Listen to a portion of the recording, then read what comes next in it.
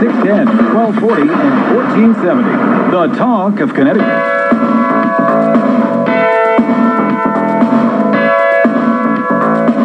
Welcome back, everyone, to the Mary Jones Show. It's 12:34 on a rainy, dreary Friday morning, but that's okay. Hey, life is good. That's the way I look at things today, and that's the way I hope we all look at it. That's how Mary would like us to look at it, as she's enjoying a weekend in Vail, Colorado.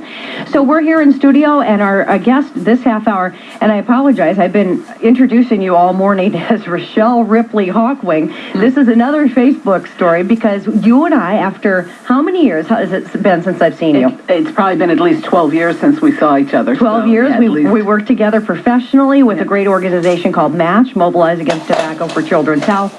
I've known Rochelle as a friend and as a colleague, and so I've been calling you Rochelle Ripley, which is your name, Hawkwing, because that's what you are on Facebook, that your granddaughter created for you, but your last name is still Ripley, it's not still Hawkwing. Ripley, yeah. But knowing you, Rochelle, like I said, you took some sort of a ceremony as a Native American, and you became Hawkwing, but no. Well, you know, everybody thinks I am Hawkwing, so it makes sense. But Hawkwing's the name of the agency that I founded to help our people out west. Right, and you started this back when I knew you. You were talking about it. You're very passionate about helping out Native Americans. So tell our listeners out there what the Hawkwing organization is all about, and let's kind of start from scratch. How did it start, and where's it at today? It started because when I was a little girl, I was 5 years old, my grandmother, who was full-blood Lakota Sioux Indian, asked me when I grew up if I would go home and help our people. She said I was born into two worlds, the non-Indian and the Indian world, so I could bring the two worlds together and make life better.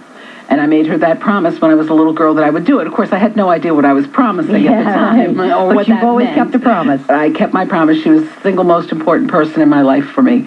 So when I started growing up, I started doing human services, and that's when we met through the MATCH Coalition and the Substance Abuse Prevention Agency that I was running. And along the way, I said, I have to do this now. And along the way was my granddaughter sitting across from me, because my daughter came to me and said I was going to be a grandma for the first time, and in that moment I remembered my promise to my grandmother. So the circle came full way around, and I took all those skills I had in nonprofit work and applied them to creating a nonprofit called Hawkwing, and going back to the reservation as an adult and beginning to assess what needed to take place. So you've been back to the reservation on numerous occasions. Oh, I go 3 to 4 times a year. 3 to 4 times a year. What is it that you see, Rochelle, when you go back there? Conditions, first of all, the reservation is in north central South Dakota. It has lots of geographic challenges. It's high desert. It's very cold in the winter, and very, very hot in the summer. It is, by U.S. Census, both in 2000 and 2010, the poorest place in America. Wow. So what you see is third world poverty. You see tremendous amounts of unemployment, 90% unemployment. You see hunger prevalent everywhere. Our children, often the last week of the month, are going door to door asking if anyone has any food to eat. And the poorest place in America does not even have a food bank. So that's something Hawkwing is going to initiate this year as well. You see housing that is dilapidated. Most people are in trailers that are very, very old and in need of tremendous amount of work, or they're in 4-room old homes built back in the 1950s or so that have had very little support and treatment since then. There's no money for it. So as a result, you see people really struggling here in the United States of America, the richest country in the history of the world, with devastating poverty.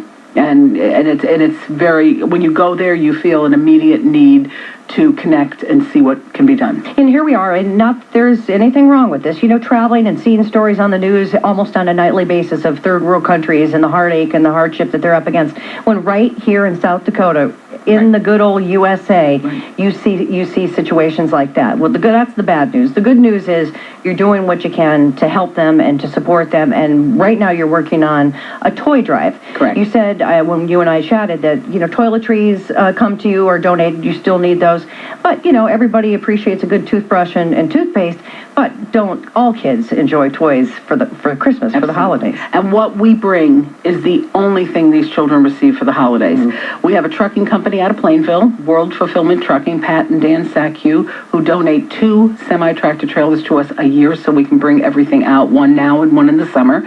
And I'll share a quick story. Sure. When I was out this is our 13th year. So when the 4th year I was out, there was a young woman, 22 or so. And when we started, we only went through age 16. Now we go fully through high school, so through age 18. And she said to me, "Can I speak to you?" And usually that's a kind of a code word for I need something. And she immediately followed by saying, I'm not asking for anything. She said, I want to tell you that when I was a little girl growing up, we lived in an area where I had to live in the dormitories to go to school because it was so far away I couldn't commute each day.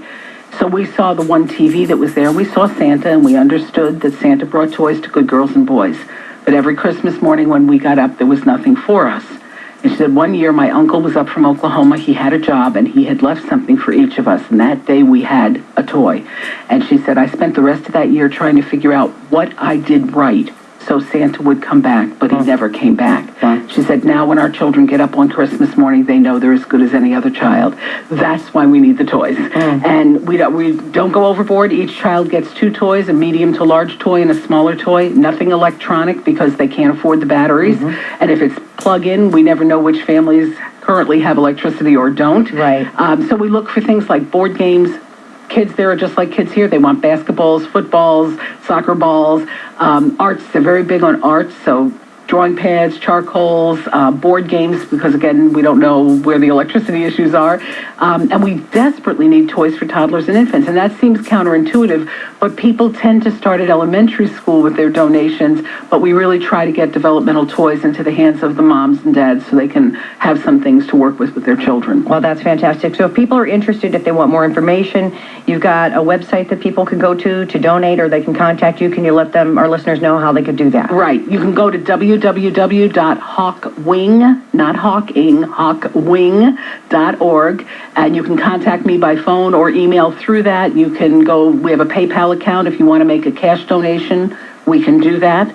And you also can contact me in Glastonbury by 860-633-8933. You can like us on Facebook, and it'll say Rochelle Ripley Hawkwing there. So just go to Hawkwing and my granddaughter's keying me. Go to Hawkwing Inc. and you will find our Facebook page, and you can like us on Facebook and become a friend and keep up to date, because we do a lot of things you may be interested in down the road. We do a summer trip. You can come out and do some construction with us. We have doctors and nurses who go out and do medical clinics, dentists and hygienists who go out. So our trip will be December, and then April will be dentist, and June will be construction and medical. So if you're interested in any of them, get a hold of me. We welcome everyone. Fantastic. Rochelle Ripley, and talking about, the great organization. You've always been an inspiration. I really mean that. When you set your mind and your heart to something, and most importantly, your heart, of which you have a big one, that's always been my criticism. I'm always using my brain, not enough of my heart. But no, I don't agree with you on that. I think your heart's very right where it needs to be. Today it is.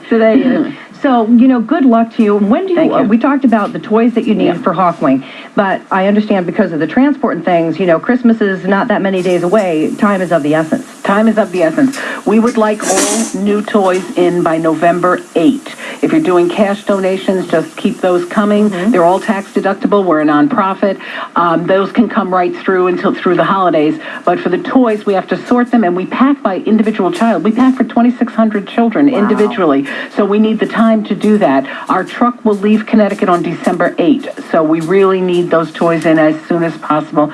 Any generosity is welcomed and appreciated. And the website again is Hawkwing, HAWKWING.org. That's where you can find information. That's where you can find contact phone numbers, all of that. So please do that, folks. I think we all search in our hearts for something to give to, something to support. And how could you, right here in the United States of America in South Dakota, one of the poorest places in the world. Correct. In the world. Correct. Help our own people right here at home. I mean, please. I think that's... Exactly. These are the children America has forgotten, and we need to remember them, and we need to help them, and we need to give them some hope for the future. And that's part of what this does for them. And we really appreciate everybody's concern and willingness to help. We have no paid staff. We have no expenses. So 100% of what you give goes to support our program. So important. Sammy, I'm going to let you give out your Facebook one more time and your blog. Facebook, you can go on Facebook.com and look up Sammy's Scoliosis Story, SAMI Scoliosis Story.